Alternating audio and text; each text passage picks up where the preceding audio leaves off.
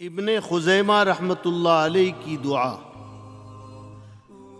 پیارے بھائیوں، بہت دنوں کی بات ہے، ایک بہت بڑے حدیث کے جاننے والے گزرے ہیں جن کا نام ابن خزیمہ تھا۔ ان کے علم حاصل کرنے کے زمانے میں ایک مرتبہ وہ اور ان کے 3 ساتھی علم حاصل کرنے کے لیے دوسرے شہر میں گئے۔ اپنے ساتھ کھانے پینے کا کچھ سامان بھی لے لیا، کیونکہ اس زمانے میں آج کل کے مدرسوں کی طرح کھانے کا انتظام نہیں رہتا تھا۔ اتفاق ایسا ہوا کہ کچھ دنوں کے بعد کھانے کا سامان ختم ہو گیا۔ کچھ روپیہ پیسہ تھا نہیں کہ کھانے کا سامان خرید لیتے، لہٰذا بھوکے رہنے لگے۔ 3 دن بھوک میں گزر گئے تو کمزوری آ گئی، سبق میں حاضری بھی مشکل ہو گئی۔ چاروں ساتھی سوچنے لگے کہ اب کیا کرنا چاہیے، تو آپس کے مشورے سے یہ طے پایا کہ ہم میں سے کوئی ایک جائے اور لوگوں سے کھانا مانگ کر لے آئے۔ لیکن سوال یہ تھا کہ کھانا مانگنے جائے کون؟ تو چٹھی اڑائی گئی۔ چٹھی میں ابن خزیمہ رحمۃ اللہ علیہ کا نام نکلا۔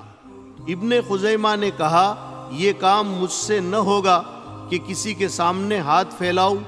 پھر انہوں نے مصلی بچھایا، 2 رکعت نماز پڑھی اور خوب گڑ گڑا کر اللہ سے دعا کی۔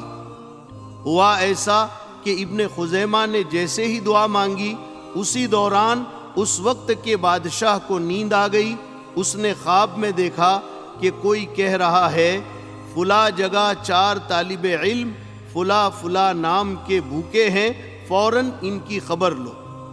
بادشاہ نیند سے اٹھ گیا، فوراً 2 نوکروں کو 200 اشرفیہ سونے کے سکے دے کر بھیجا کہ فلاں جگہ فلاں فلاں نام کے لڑکوں کو 50 اشرفیہ دے کر آؤ۔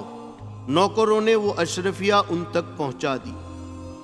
بزرگوں، اپنی ضرورت اور تقاضوں کو پورا کرنے کے لیے اسباب اختیار کرنا اچھی بات ہے، مگر یاد رکھنا چاہیے کہ کام بنانے والی ذات صرف اللہ کی ہے، اس لیے یقین صرف اللہ پر ہونا چاہیے، نہ کہ اسباب پر۔